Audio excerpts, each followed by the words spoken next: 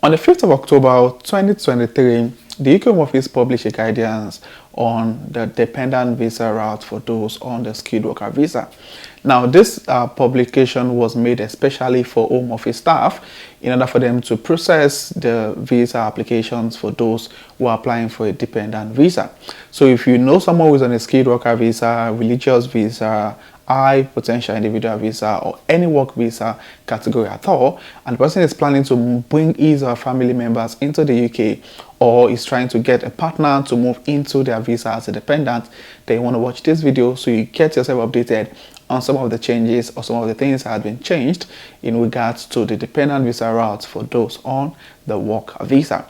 I'll also be talking about, the questions being asked by people on this channel in relation to students moving to a skilled worker visa.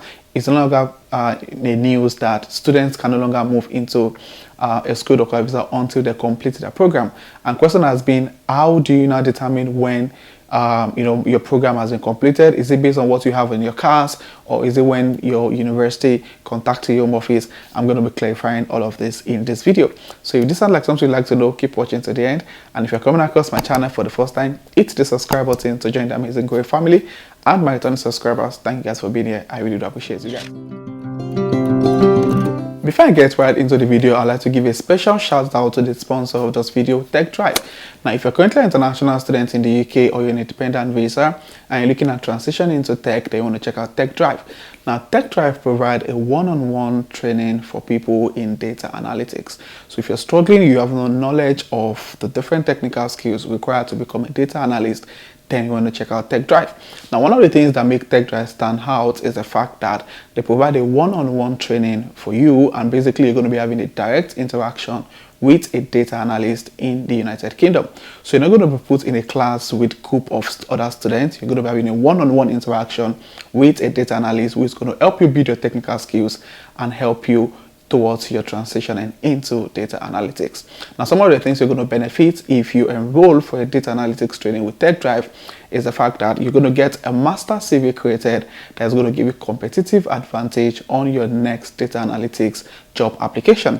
And the second thing is going to have a 6 weeks internship opportunity where you get to build your portfolio, your project portfolio, and also get an edge in your next job application. And that thing you're going to derive or benefit from Tech Drive data analytics training is the fact that you're going to get a UK work experience that is going to be a massive game changer on your data analytics job application. So if this is like something you'd like to know, if you're a beginner, if you're an intermediate, and you have no clue at all of what data analytics is all about, then you want to check out Tech Drive, go to the description of this video and click on the link, register for the next cohort. They've got a cohort coming up on the 20th of November, another cohort planned for the 15th of January 2024. Honestly, guys, this is an opportunity you definitely don't want to miss. So click the link in the description below and get trained as a data analyst with Tech Drive. It's no longer news that the UK government has released a policy that individuals on the skilled worker visa are no longer to switch to any other visa category until they've completed their studies. Now, the major question being asked by students or people on the student visa is that how then do you determine when you've completed your studies? So many people say, oh, it's based on the end date on your CAS, which is known as a confirmation of acceptance for studies. And some say, oh, it's when the UK Home Office informed your university informed the UK Home Office that you've completed the program. Now, I'm going to share with you what is officially on the UK Home Office in relation to this. Now, as you can see on the screen, you can normally determine whether the applicant has completed their studies by checking the end date on the confirmation of acceptance for studies. However, the applicant may have completed their studies and therefore meet the requirements of the rules. In advance to the end date on the CAS, if the end date on the CAS indicates that they have not yet completed their studies, you should consider whether the course have been completed by looking at any information provided with the application. For example, the result transcript and any notification made by the student sponsor. You should also check if the course stated on the CAS has a PhD level, and if so, use the course start date to assess whether they have completed at least 24 months. Now, this is basically in a situation where you submit an application for, let's say you want to apply for a dependent visa or any other visa category like skilled worker visa. Now, one of the things the person processing your application will check is to see if the end date on your CAS letter has elapsed. So basically, if you're applying, let's say for instance, your application got to the UK Home Office on the 1st of November 2023, and the finish date or the end date on your CAS letter is showing, let's say, 20th of December 2023. In such situation, your application would not be automatically, rejected. What they're going to do is they're going to further make an investigation to be sure if you've really completed your program. So one of the ways they're going to do this is to check if you provided any transcripts in your application, probably it's part of the documents you attached, or they're going to contact your university, or they're going to check if your university has sent an official notification to the Home Office that you've completed the program. So for you just to be safe, I would advise for pushing your application for any other visa category after your program.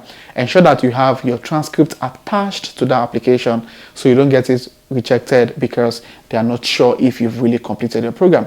However, if the date of your application is after the end date on your CAS letter, then I think you should be safe.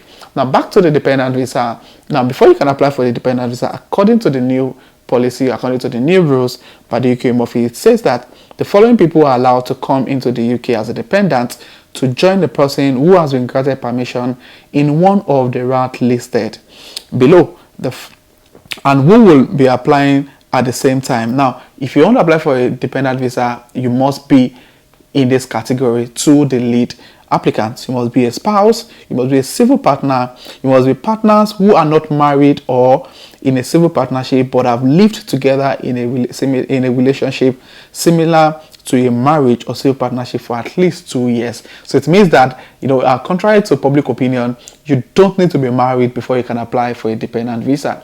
In as much as you can provide a document to prove that you've been living together for at least 2 years, then you can apply for a dependent visa with anyone who is probably a student or who is on any work visa category.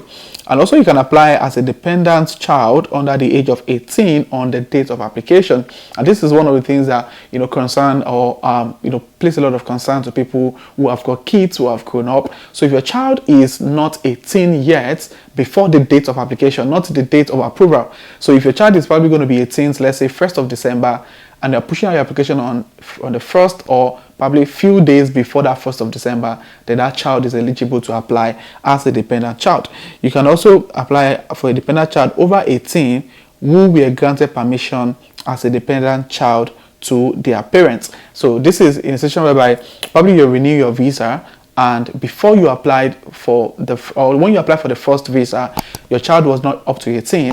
So if the child is now 18 on your next application, the child can still apply as a dependent even though they are no longer under 18. There's also been a rumor going around that people who are applying for the health and care visa are now required to pay the IHS fee, which is known as the immigration health surcharge. Now that is totally untrue.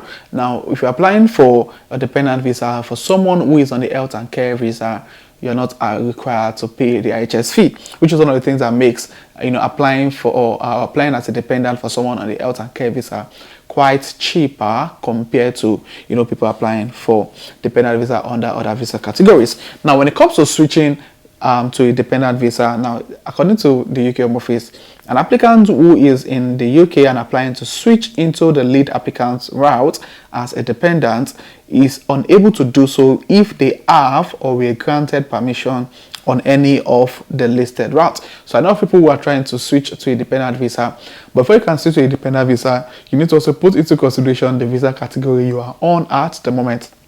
Now, if you're on the following visa categories, you can't switch to a dependent visa in the UK. The first one is if you are given permission to live in the UK as a visitor, as a short-term student, as a parent or child student, if you're on a seasonal worker visa, if you're on a domestic worker in a private household, you are not allowed to switch to the dependent visa. So I think if you're on these visa categories, you might need to wait for your visa to expire. Then you have to go back to your own country and apply for the dependent visa from your own country. You can't switch your visa with that in the UK. Now, another popular question I've been asked is in relation to polygamous relationship. So if you're in a polygamous relationship, how is your application going to play out with the UK Home Office? Now, according to the UK Home Office, it says that application made by a dependent child should be refused if the child's parent is a party to a polygamous marriage or civil partnership, and any application by that parent would be refused because that relationship is polygamous and another person already owed permission as the spouse or civil partner to the lead applicant, regardless of whether that relationship has ended. So if you're probably trying to get married or trying to form a relationship with someone who is fully settled in the UK, you need to be sure that that particular person has not been married before, or he hasn't applied for a dependent visa for another woman, because if you do apply, your application would definitely be rejected. Now, these are some of the updates that has been made on the UK Home Office in relation to dependent visa. If you find this video useful, please click on the like button, and if you have any question, please state in the comment section. And if you're coming across my channel for the first time, hit the subscribe button to join the amazing growing family. And to my returning subscribers, thank you guys for being here. I really do appreciate you guys. So this will be the end of this video, and I'll see you guys in the next video. Thank you.